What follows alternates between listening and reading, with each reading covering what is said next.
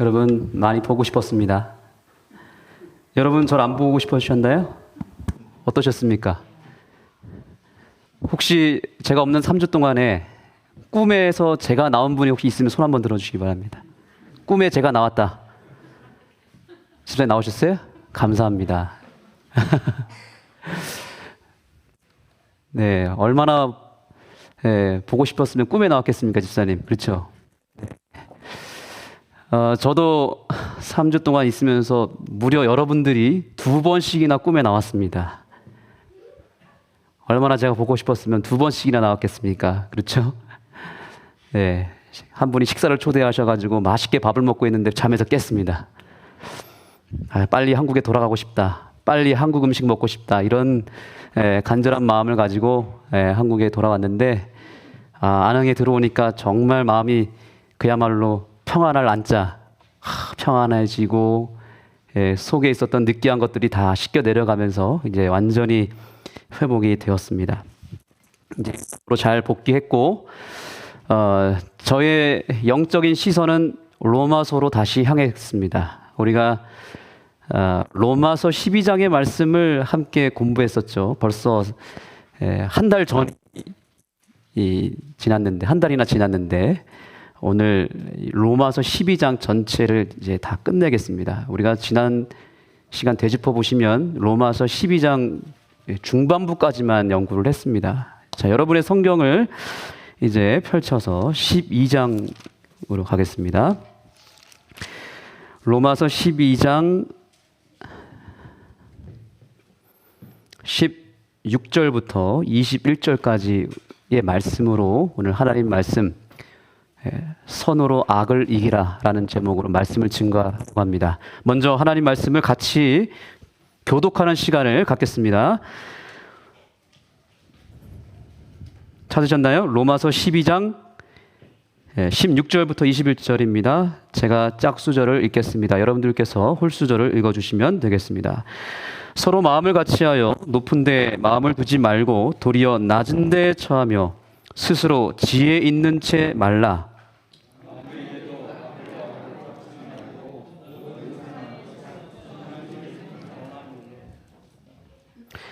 할 수 있거든 너희로서는 모든 사람으로 더불어 평화하라.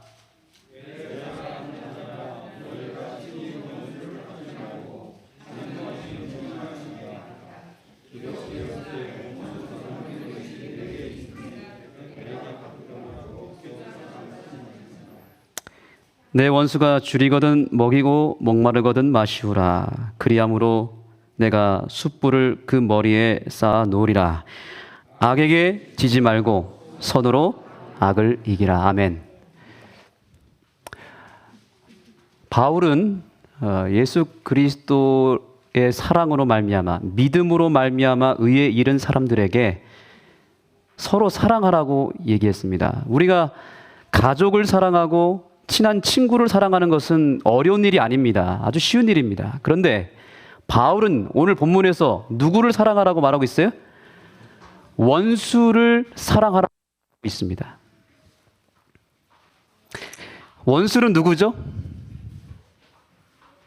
원수는 나와 악연이 있는 사람을 원수라고 말할 수도 있습니다. 그런데 원수의 범위를 우리는 좀 더 넓힐 필요가 있습니다. 나와 맞지 않는 사람, 원수일 수 있습니다. 여러분의 원수는 누구입니까? 여러분 옆 사람을 좀 봐주세요. 왼수예요? 아니에요? 아니죠? 예, 안 됩니다. 그러면 예, 원수는 멀리 있는 것처럼 보이지만 아주 가까이 있을 수도 있습니다. 부부 사이가 좋지 못하면 서로 뭐라 그러죠? 왼수가 따로 없다 그럽니다. 자녀들도 왼수일 수도 있습니다. 왜 그렇습니까? 맞지 않아서. 내 집 바로 옆에 있는 이웃이 왼수일 수도 있습니다. 맞지 않기 때문에. 그런데 바울은 오늘 그런 나와 맞지 않고 다른 원수를 무엇하라고 말하고 있습니까? 사랑하라고 말하고 있는 것입니다. 이것이 진정한 그리스도인이라고 말하고 있습니다. 그 사랑하는 방법에 대해서 설명하기를 여러 가지를 설명하는데 오늘 말씀의 핵심이 되는 주제 성경절은 21절입니다. 악에게 지지 말고 무엇으로요? 선으로 악을 이기라. 선으로 원수를 사랑하라 라고 말하고 있는 것입니다. 그렇다면 선으로 악을 이기는 방법이 뭔지를 알아야 되겠죠?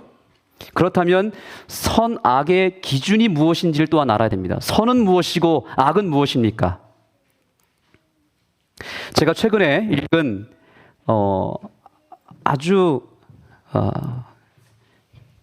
의미심장한 흥미롭게 읽은 책이 하나 있습니다. 그것은 무엇이 옳은가라고 하는 책입니다. 무엇이 옳은가. 최근에 나온 책인데 그 책의 요지는 무엇이냐면 우리가 옳고 그름으로 나눠놓은 도덕적인 기준, 선과 악의 기준이 시대가 지나면서 바뀔 수 있다라는 것을 얘기하고 있습니다. 자, 예를 들면 동성애, 혼외,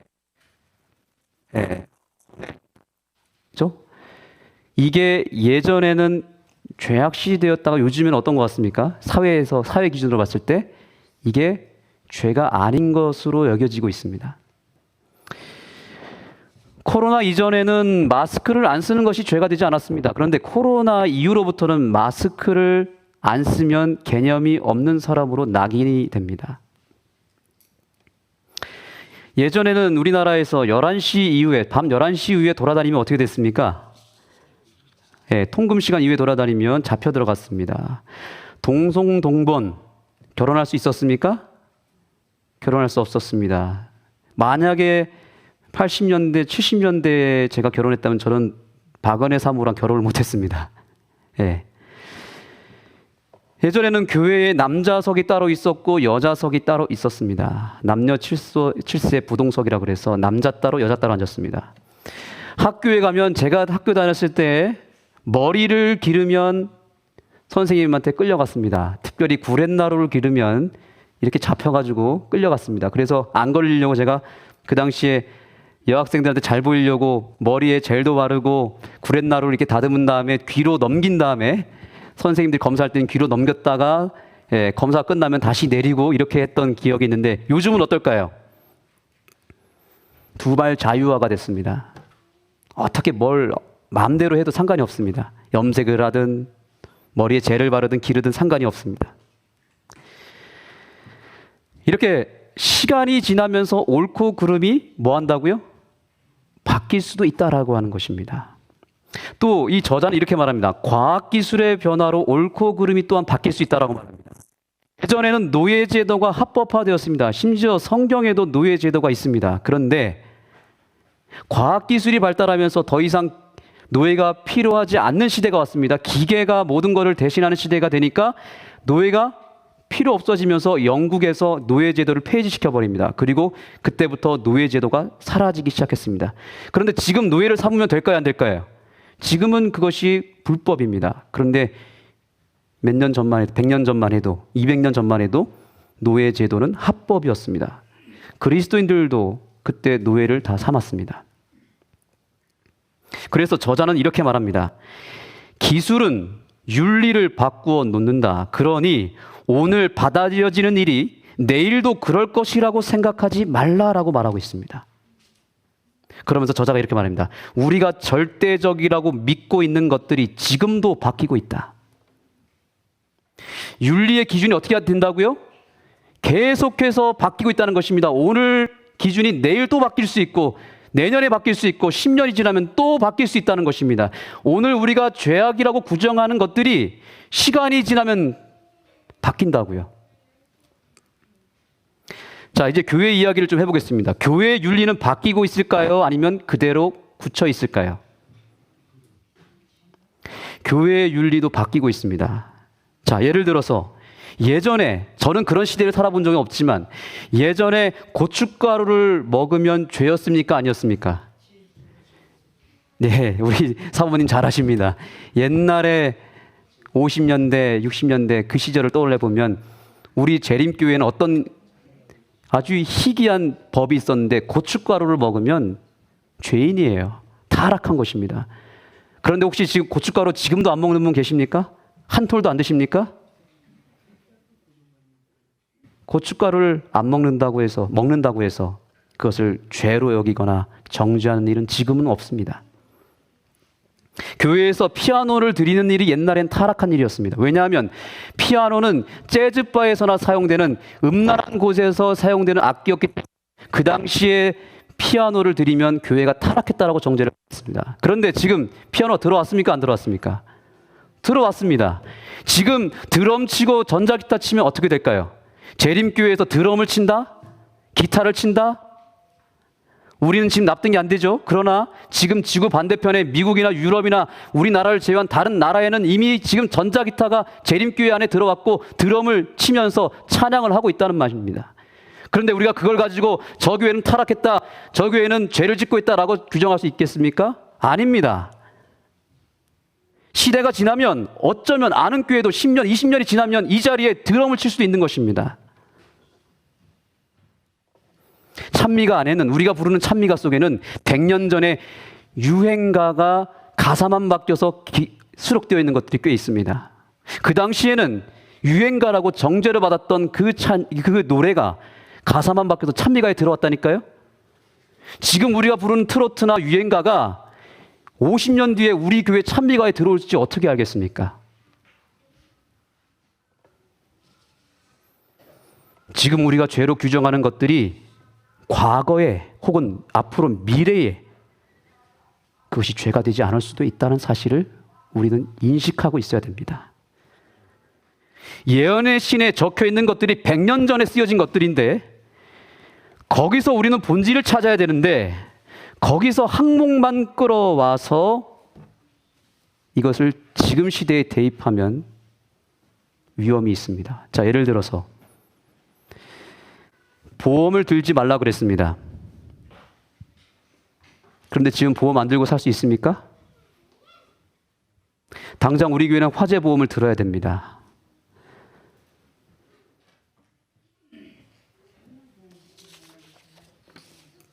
자전거를 타지 말라 그랬습니다. 사진을 찍지 말라 그랬습니다. 그 당시의 시대적 배경 속에서 그것이 무엇을 의미했는지를 우리는 파악을 해야 되지, 그것을 무시하고 그 글자를 그대로 가져와서 오늘날의 시대에 그대로 적용해 버리면 그것이 다른 정죄가 될 수 있다는 사실을 우리는 인식해야 된다는 사실입니다. 한 교회 이야기를 하려고 합니다. 안식일에 설거지를 하면 안 된다는 규정을 가진 교회가 있었습니다. 이건 실제로 우리나라에 있었던 일입니다. 그래서 그 교회는 점심을 먹으면 설거지를 절대로 하면 안 됐습니다. 그런데 그 교회에 새 신자가 왔고 그 새 신자가 교회에 와서 너무 교회에서 받은 사랑과 그 음식이 감사해서 설거지를 하기 시작합니다. 그런데 어떤 일이 벌어졌을까요? 그 교회에서 설거지를 하면 안식일을 범한다고 규정을 내린 그분이 정죄를 한 것입니다.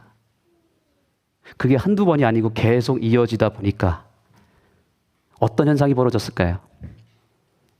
1년 뒤에 그 교회는 설거지를 안식일에 하면 안 된다라고 규정을 내린 그 사람 외에 모든 사람들이 다 도망가 버렸습니다.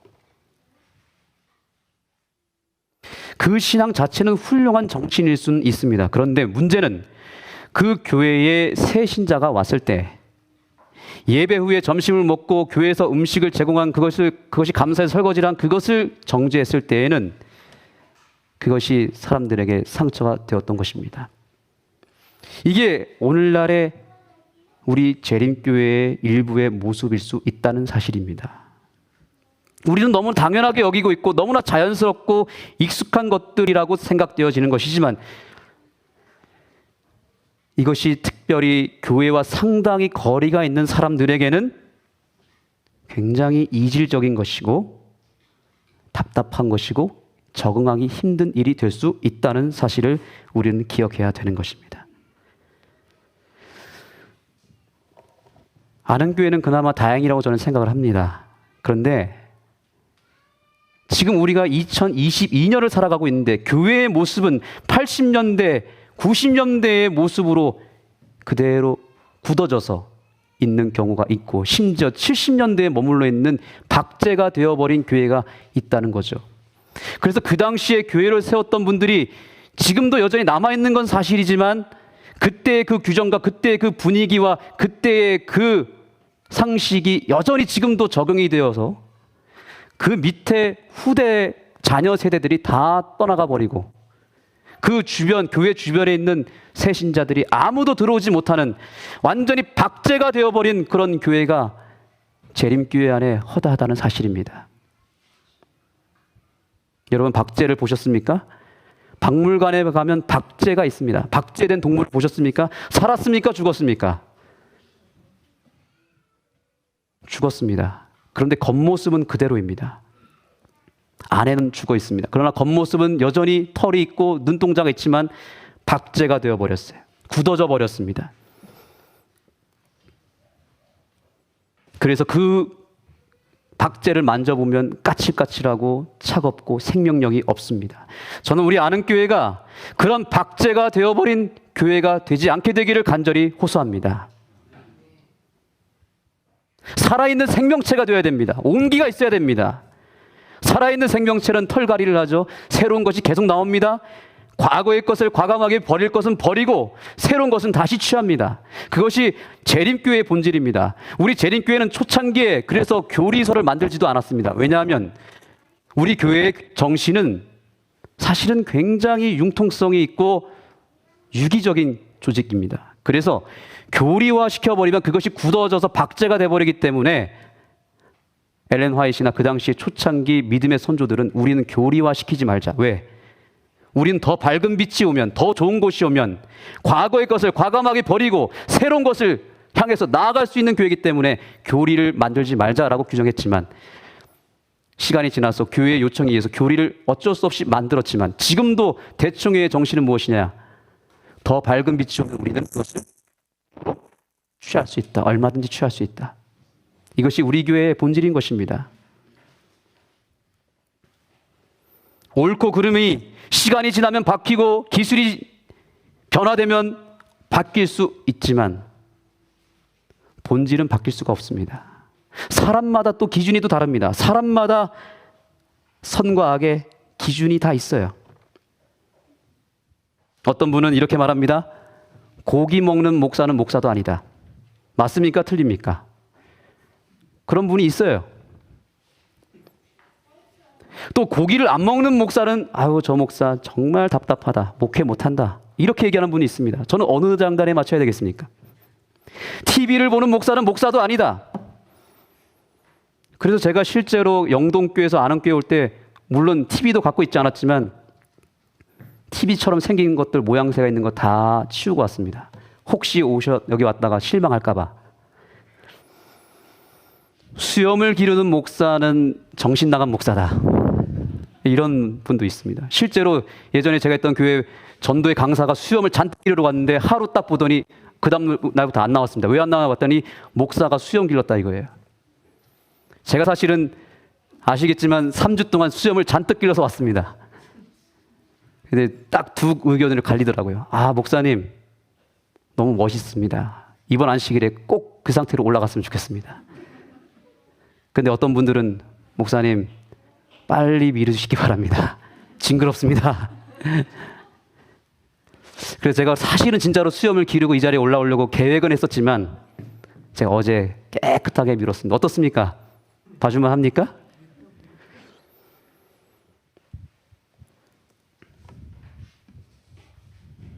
여러분 영화나 이런 드라마에 보시면 은행 금고를 이렇게 세워놓고 그 금고에 가기 위해서 그 복도에 무엇이 보였던가요? 혹시 아십니까? 레이저 선이 이렇게 있지 않습니까? 봤습니까? 예. 레이저 선이 수십 개가 뭐 위에서 아래로 가로로 세로로 막 이렇게 엉켜 있는 것을 보습니다. 거기는 왜 그렇게 해놨냐면 거기에 누가 접근해서 그 선을 건들기만 하면 뭐가 울리는 거예요? 경보선이 울리면서 바로 경찰들이 오게 되어 있습니다. 한 개라도 거기에 걸리면 바로 잡힙니다.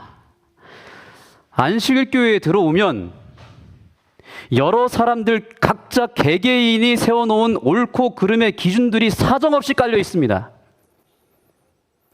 나는 잘 안 보일지 모르지만 새로 이 자리에 오는 새신자들은 그게 보여요. 목사의 기준이 보이고, 담임 목사님이 지금 바라보는 시선의 기준이 보이고, 누구 장로님의 기준이 보이고, 누구 집사님의 기준이 사정없이 깔려져 있는 것입니다. 그래서 그 기준선들에 의해서 우리 영혼들이 완전히 난도질이 되어서 결국에는 상처를 받고, 결국에는 적응하지 못하고, 결국에는 답답해서 도망가는 그런 현상들이 일어나고 있는데, 그런 역사가, 그런 이야기가 우리 아는교회는 절대로 일어나지 않게 되기를 간절히 소망합니다.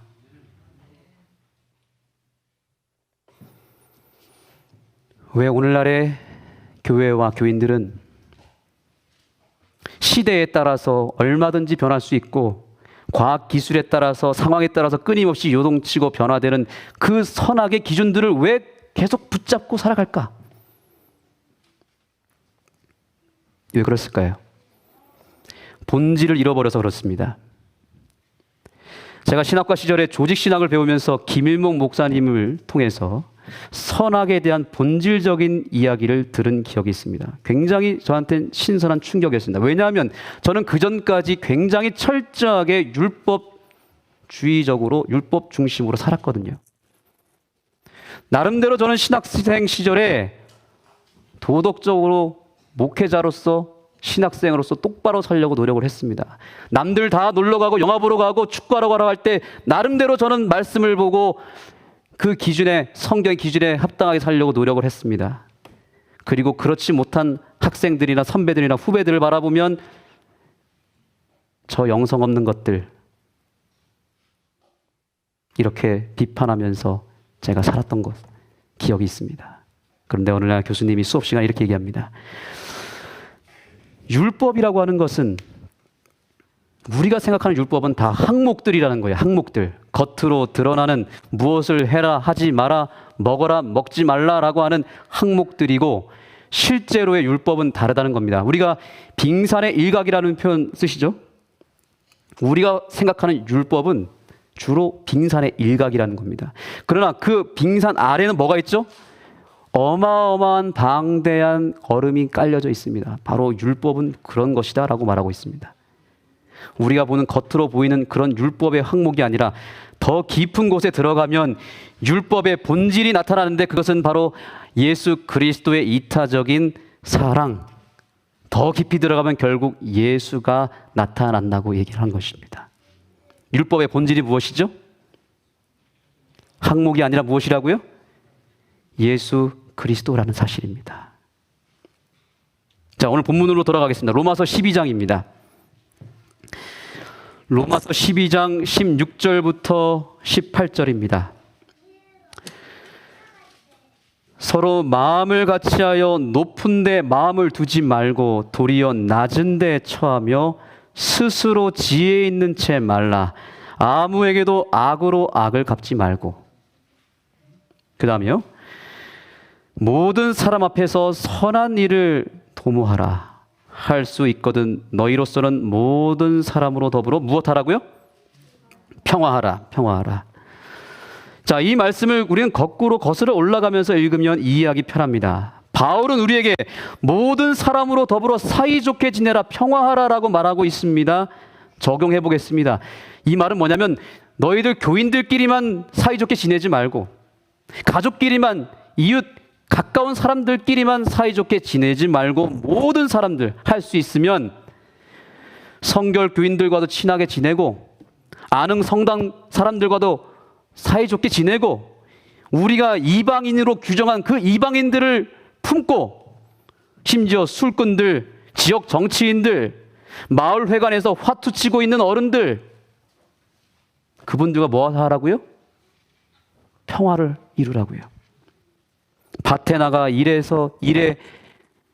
힘든 일을 하느라 그 일 때문에 힘들어하는 우리 농민들, 귀농 귀촌에서 안흥에 정착하려고 애쓰는 분들, 멀리 고향 땅을 떠나서 안흥에 시집 와서 자녀들을 낳고 살아가는 다문화 가정들, 그 모든 부류의 사람들과 더불어 무엇하라고요? 평화하라고요. 방법은 한 가지입니다. 그 위로 올라가겠습니다. 모든 사람 앞에 선한 일을 도모하라.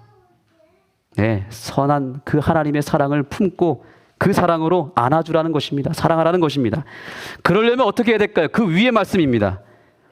높은 데 마음을 두지 말고 내가 세운 높은 기준을 가지지 말고 무엇하라는 겁니까? 도리어 어디에 처하라고요? 낮은 데에 처하라는 거죠. 내가 세운 기준은 하나님과 나와의 관계 속에서만 적용하고 다른 사람에게 대한 기준은 어떻게 하라는 겁니까? 최대한 낮추라는 얘기입니다. 스스로 잘난 체 하지 말라는 겁니다. 오직 사랑하라.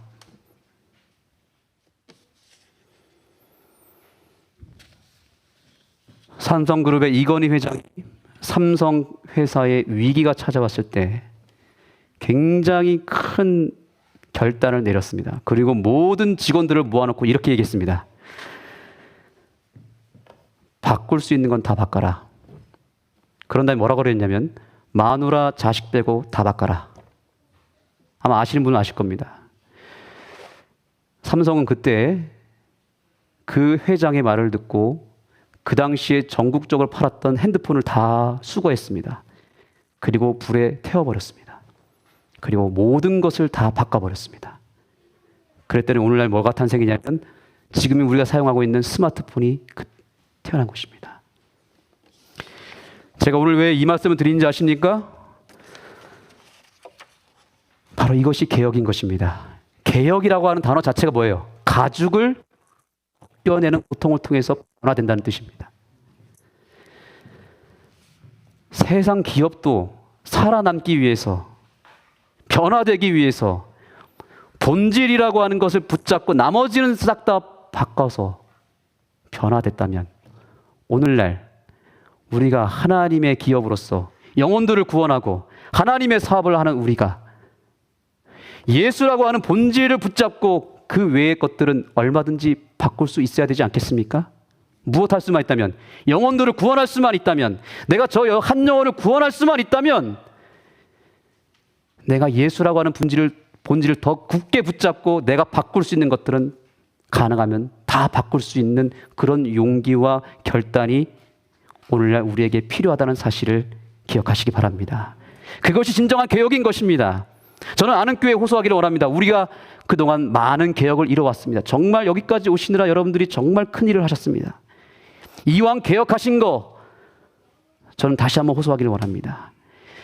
그저 시대에 따라서 시간이 지나면 과학기술에 따라서 계속해서 요동치고 바뀌는 그 비본질적인 것을 아무런 생명력이 없는 그 항목들의 목숨을 걸고 그것을 기준으로 삼아서 다른 사람들을 난도질하는 그런 일을 하지 말고 과감하게 내려놓고 예수라고 하는 그 본질에 더 목숨을 걸고 그 본질을 붙잡고 진정한 개혁을 이뤄내는 우리 아는 교회가 되기를 간절히 소망합니다. 누구를 위해서요? 앞으로 예수님 재림하시면 불에 타 죽을 이 영혼들을 살리기 위해서라면 우리 개혁을 해야 되는 것입니다.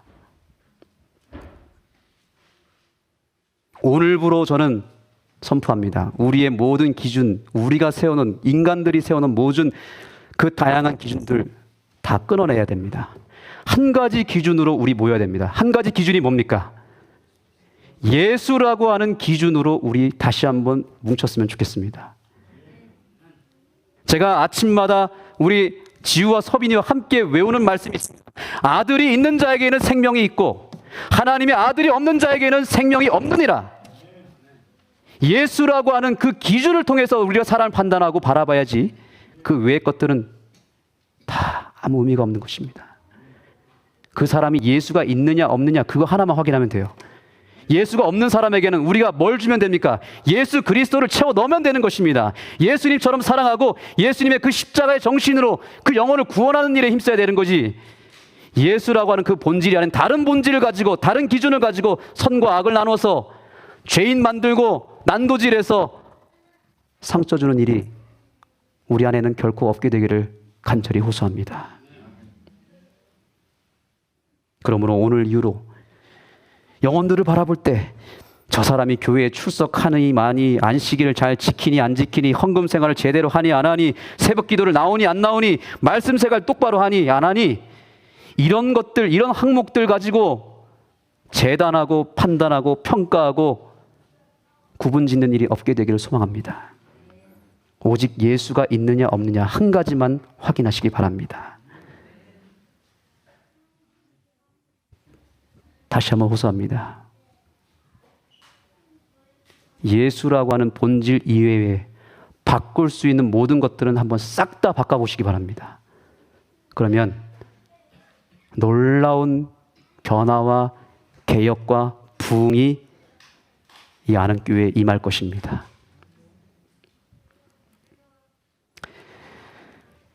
할 수 있습니다. 우리는 해왔습니다.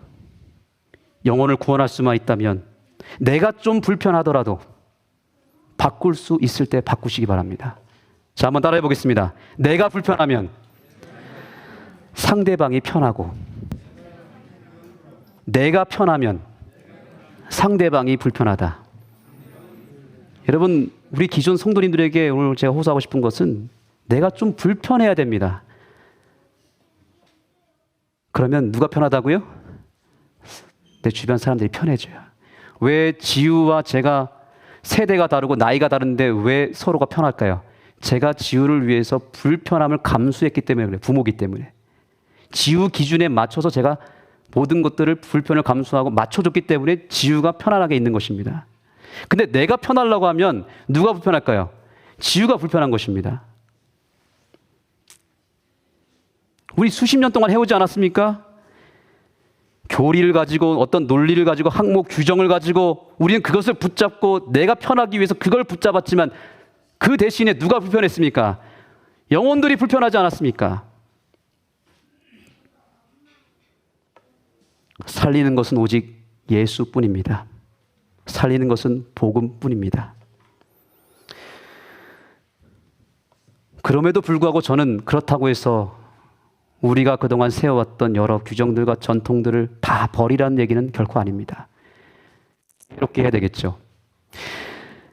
저희 아들 지우가 태어날 때 1년도 안 됐을 때였습니다. 아주 신생아였습니다. 그런데 어느 날 저희 집사람이 전화가 왔는데 울면서 전화를 한 겁니다. 지우가 침대에서 떨어졌다는 겁니다. 구토를 하고 애가 막 정신을 잃어버렸어요. 이러다 진짜 죽는 거 아닌가 이래가지고 막 응급실에 가고 CT 촬영을 찍고 뇌에 이상이 없는지 머리는 안 깨졌는지 막 발을 동동 구리면서 그 당시에 지우를 응급실에 데려갔던 기억이 있습니다. 근데 그 우리 교회에 다녔던 한 장로님이 저에게 위로를 하기 위해서 전화를 했습니다. 목사님 많이 걱정되셨죠? 예. 그런데 아이들의 이 두개골은 어른들과 다릅니다라는 말을 했습니다. 제가 그때 그 얘기를 처음 듣고 깨달았습니다. 우리 어른들은 이미 뇌가 이 두개골이 이미 형성이 돼서 딱 굳어버렸어요. 그래서 하나가 되어버렸습니다. 그래서 우리가 떨어지면 머리가 깨져버립니다. 어른들은. 그런데 아이들은 어떨까요? 아이들은 5개, 6개씩 조각으로 이게 떨어져 있대요. 뼈가 아직까지. 태어나면 나눠져 있다는 거예요. 그래서 충격을 받아도 뼈가 깨질까요? 안 깨질까요? 나눠져 있기 때문에 뼈가 깨지지 않고 아무 문제가 없다는 거예요. 그래서 비행기가 추락하면 어른들은 다 죽지만 갓난 아기들은 살아남을 수 있는 확률이 훨씬 크다고 합니다. 실제로 살아난 경우도 있다고 합니다. 그게 왜 그러냐면 충격을 받아도 뭐 한 거예요? 여기서 그 틈을 통해서 살아남는 것입니다. 완충 효과가 생기는 것입니다. 저는 오늘 우리에게 이러한 지혜가 필요하다고 생각합니다. 우리가 세워놓은 규정과 전통들을 가지고는 있어야 됩니다.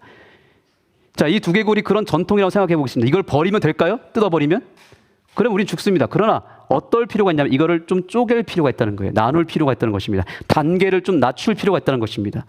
그래서 그 틈을 통해서 좀 새로운 분들이 숨을 쉬면서 조금씩 배워나갈 수 있도록 우리의 기준들을 여러 단계로 나눠서 한 걸음 한 걸음씩 나아갈 수 있도록 해줘야 되는데 처음부터 우리는 이만한 것을 갖다 주면서 이거 지켜라, 안 지키면 죄인이다라고 규정해버리면 힘들다는 거죠.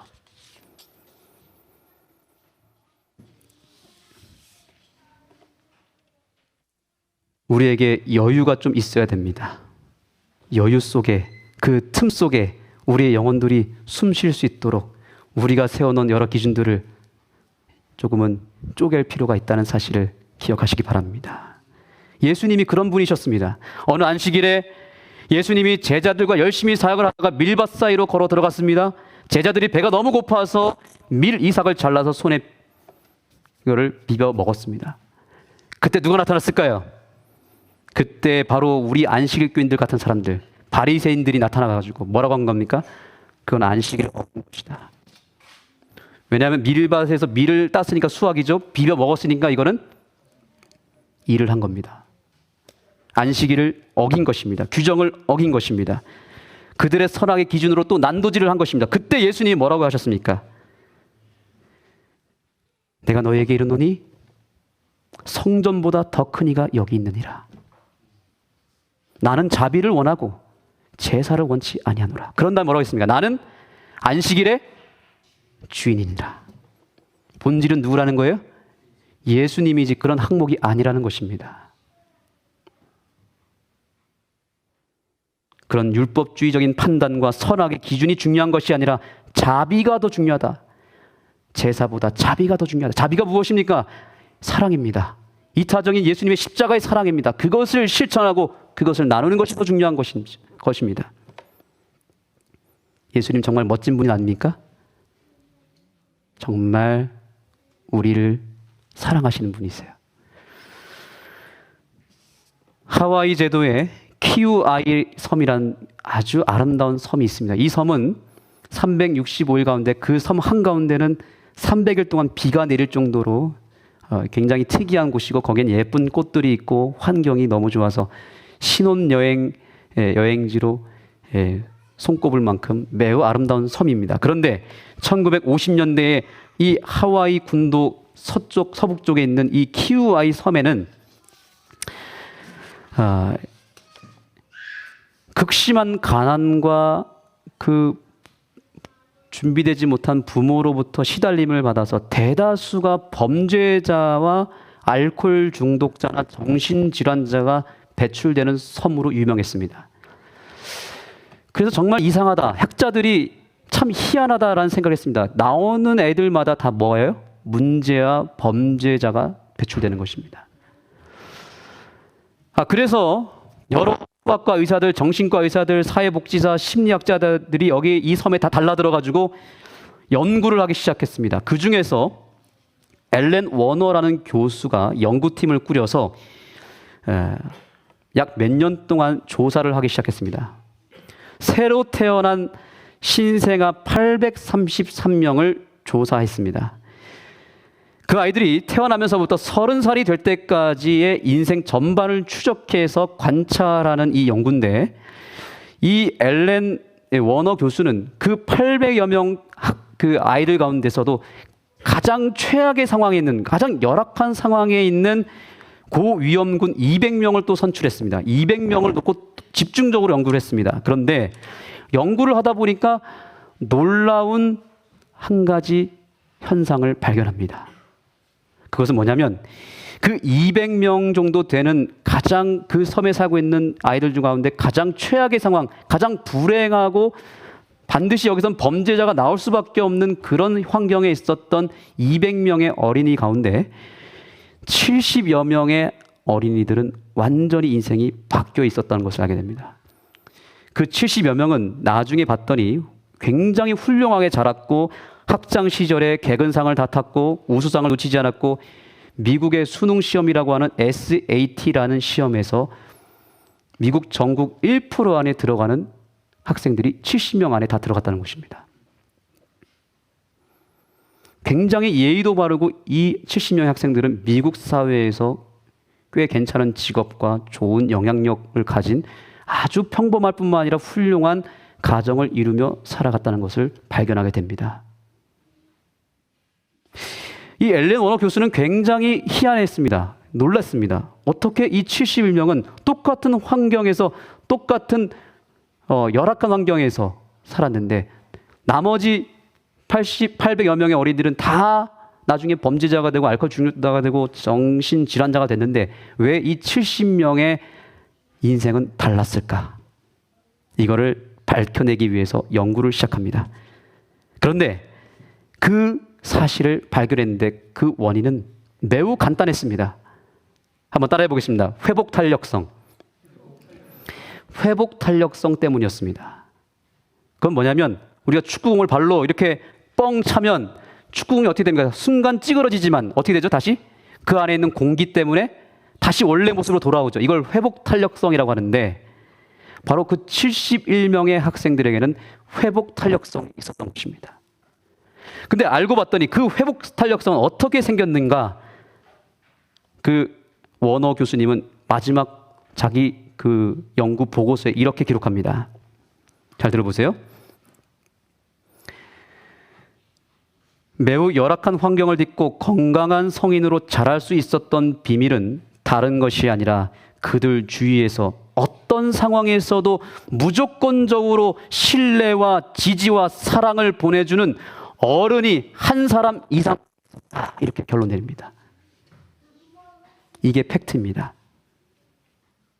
아무리 힘들고 괴로워도 아무리 실수하고 넘어져도 그 한 아이의 인생을 위해서 끝까지 사랑을 주고 끝까지 그를 지지해주고 너는 할 수 있어. 너는 아직 희망이 있고 너가 실수했지만 괜찮아. 다시 하면 돼. 용기를 주면서 절대로 나무라지 아니하고 계속적인 사랑을 퍼부어서 그 아이를 끝까지 끌고 왔던 어른이 한 명 이상 있었던 것입니다.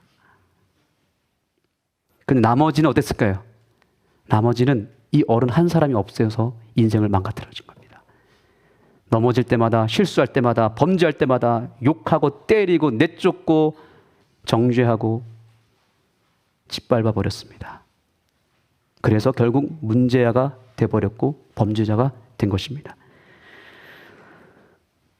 우리가 지쳐 쓰러졌을 때, 실수했을 때, 넘어졌을 때 나를 있는 그대로 여전히 바라봐 주시고 나를 수용해 주시고 나에게 더 큰 사랑으로 붙들어 주셔서 나를 일으켜 세워줄 수 있는 분은 우리 예수님밖에 없음을 인하여 감사하는 이 안식일이 되기를 간절히 소망합니다. 예수님이 십자가에서 죽으시고 부활하신 후에 40일 동안 제자들과 함께 있었습니다. 그러나 제자들 가운데 특별히 베드로라는 제자는 예수님을 3번씩이나 부인했기 때문에 예수님이 부활하셨지만 예수님을 볼 낯이 없었습니다. 그래서 도망갔습니다.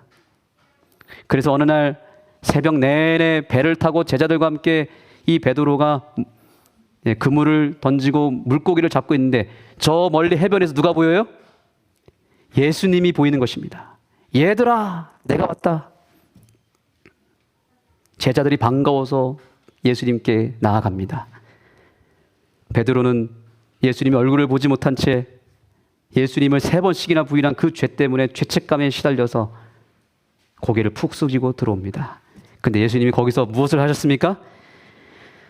아침 식사를 준비하고 계셨습니다.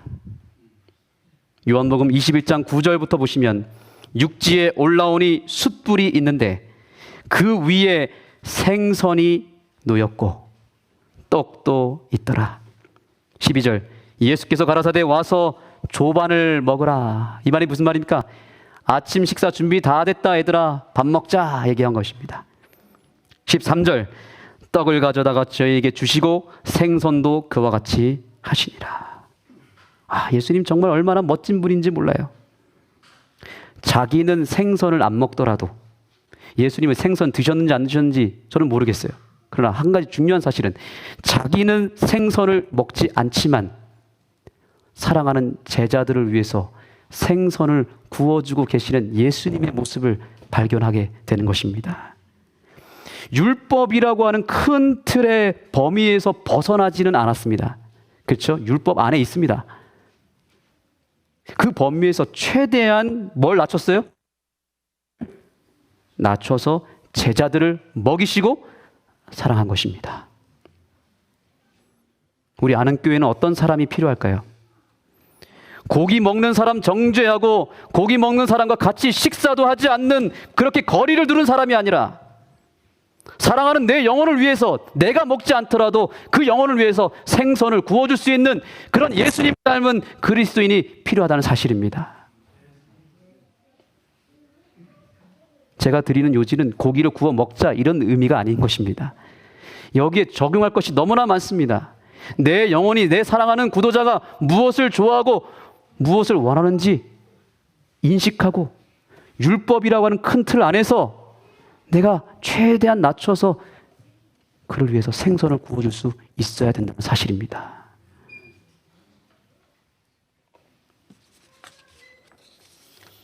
다시 본문으로 돌아가겠습니다. 이제 여러분의 성경 로마서 12장 20절을 열어주시기 바랍니다. 자, 오늘 이 말씀을 여러분의 마음에 깊이 새기시고 이 바울의 호소가 우리 안한교회 모든 성도들의 삶 가운데 이루어지기를 소망합니다. 로마서 12장 20절 21절입니다. 다 같이 읽겠습니다. 시작. 내 원수가 줄이거든 먹이고 목마르거든 마시우라. 그리함으로 내가 숯불을 그 머리에 쌓아 놓으리라. 악에게 지지 말고 선으로 악을 이기라. 아멘. 할렐루야. 여러분, 자꾸 먹고 마시는 거 가지고 너무 까탈스럽게 구분짓고 시험하고 정죄하지 말고 정해진 율법의 틀 안에서 최대한 그들과 더불어 먹고 마시시기 바랍니다. 얼마든지 할 수 있습니다. 선으로 악을 이겨야 됩니다. 그 선은 어떤 규정이나 율법이 아니라 무엇이라고요? 예수라고요. 예수. 율법의 본질 되시고 안식일의 주인 되시는 우리의 선한 목자 예수님을 통해서 선으로 악을 이기시는 우리 안한교회 모든 성도들이 되기를 바라고, 우리의 그러한 헌신과 그러한 사랑을 통해서 이 안한교회에 많은 사람들이 평안함을 얻고 찾아오는 그런 교회가 되기를 간절히 호소합니다. 이 시간 찬양하기를 원합니다. 우리가 정말 선으로 악을 이기기를 원하신다면 예수님을 생각해야 되고 예수님을 오늘도 영접해야 됩니다. 그 선하신 예수님이 내 안에 들어와서 나를 통해서 역사하실 것입니다. 찬미가 435장 낮엔 해처럼 밤엔 달처럼 찬미하면서 우리의 마음을 주님께 올리겠습니다.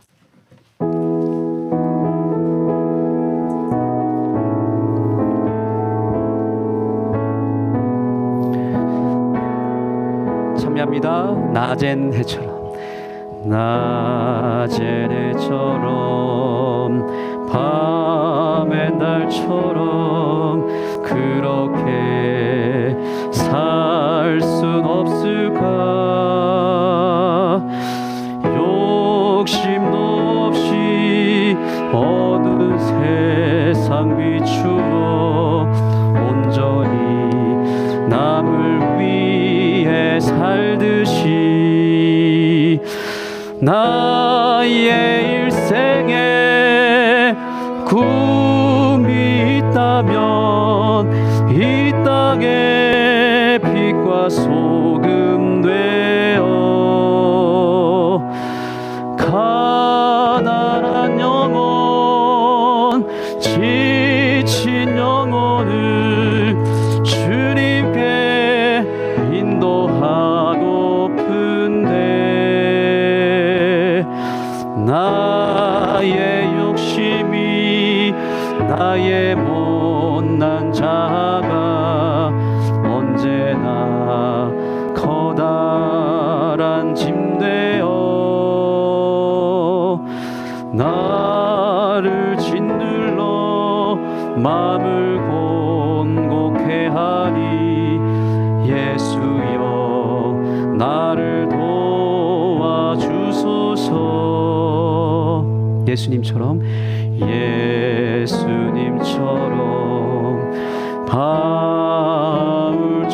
바울처럼 그렇게 살 순 없을까? 남을 위하여 당신들의 온몸을 온전히 버리셨던 것처럼 주의 사랑은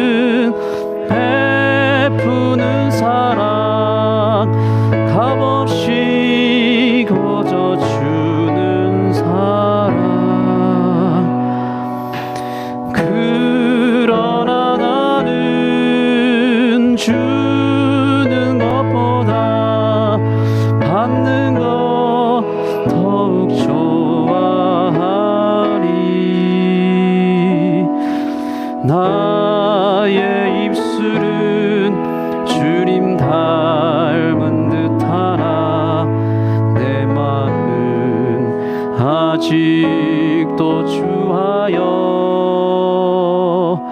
받은 사랑만 계수하고 있으니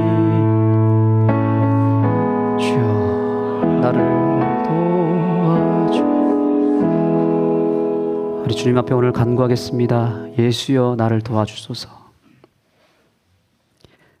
여러분들 있는 자리에서 오늘 말씀을 생각하면서 예수라고 하는 본질을 확실하게 붙잡고 비본질을 버리며 새로운 것으로 나아가는 거듭날 수 있는 내 인생이 될 수 있도록 간구하시고 주님께 마음을 드리시기 바랍니다.